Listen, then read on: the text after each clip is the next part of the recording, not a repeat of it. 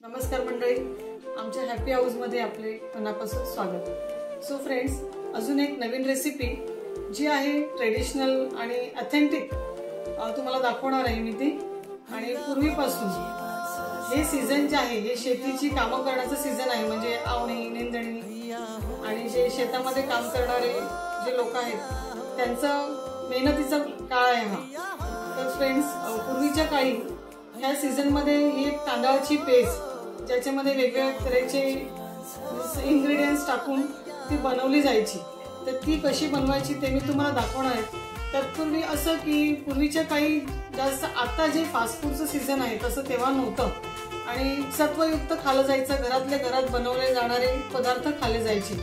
तर पौष्टिकता, चांगल्या प्रकारचं हाय प्रोटीन्स मिळण्यासाठी हा पदार्थ बनवला जायचा। फ्रेंड्स, आता जवळपास 15 ऑगस्ट आलेला आहे, तर माझ्या माहेरच्या गावात म्हणजे मी चुळण्याची, तर तिथे 15 ऑगस्टला हे जी म्हणजे पदार्थ मी जो दाखवणार आहे तुम्हाला तो खास करून त्या दिवशी बनवला जातो, कारण हा आपला 15 ऑगस्ट हा आपला सणाचा दिवस आहे। भले स्वतंत्रतेचा दिवस असला तरी हा दिवस आमच्यामध्ये सणाचा दिवस मानला जातो, तर आपण सणाला काहीतरी गोडधोड बनवतो, तर त्या दिवशी तो खास करून पदार्थ बनवला जायचा। तर चला तुम्हाला मी तो कसा बनवायचा आणि त्यासाठी काय काय साहित्य लागते ते आपण पाहून घेऊया। फ्रेंड्स, आपण तांदळाची पेस्ट बनवणार आहोत, त्यासाठी मी इथे ही अर्धी वाटी बिरड बनवून घेतलेली आहे, थोडी जाडसर घेतलेली आहे। माझा आजचा हा पदार्थ जो आहे तो 4 ते 5 लोकांना पुरेल इतका आहे, त्यानुसार मी साहित्य घेतलेलं आहे। आणि इथे मेथी आहे, मेथीचे अख्खे दाणे 1 चमचा मी घेतलेला आणि ते मी 3 ते 4 तास अगोदर भिजत ठेवलेले, त्याप्रमाणे ते आता फुललेले आहेत।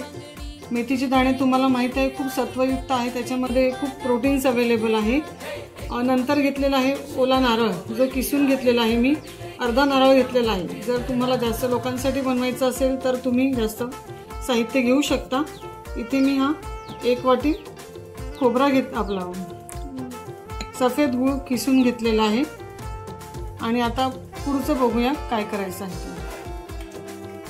फ्रेंड्स, तांदळाची बिरड मी ह्याच्यात घेतलेली होती आणि थोडंसं पाणी घालून मी मिक्स करते, 5 मिनिटं ढवळून घेते। नंतर मी गॅसवरती इथे 3 पेले पाणी घेतलेलं आहे। आता हे जे आपण बिरडीचं पाणी करून ठेवलेलं आहे ते आपण ह्याच्यामध्ये मिक्स करायचं आहे। पाणी उकळायच्या आधीच त्याच्यामध्ये ती बिरड घालून घ्यायची आहे, नाहीतर मग गुठळ्या तयार होण्याची शक्यता असते। अदनमधनं ढवळून घ्यायचं आहे।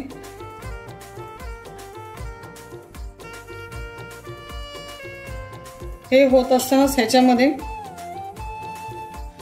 मी हे मेथीचे दाणे जे आपण भिजवून ठेवलेले होते ते टाकणार आहे। नंतर हा ओला नारळ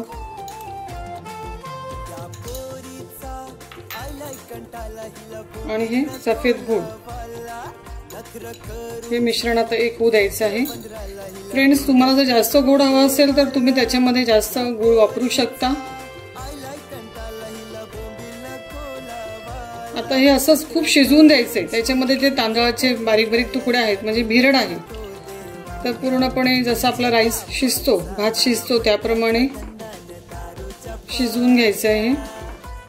15-20 मिनिटं असंच मंद आचेवर मी हे ठेवणार आहे।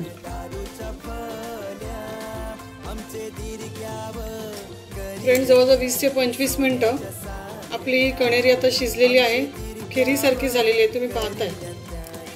मी आता गॅस बंद करते, मी तांदूळ चेक केलेला आहे तो, तर शिजलेला आहे आणि आपण टेस्ट करून बघूया कसं झालेलं आहे ते। तर फ्रेंड्स, अशा प्रकारे आपली मेथीची कणेरी झालेली आहे।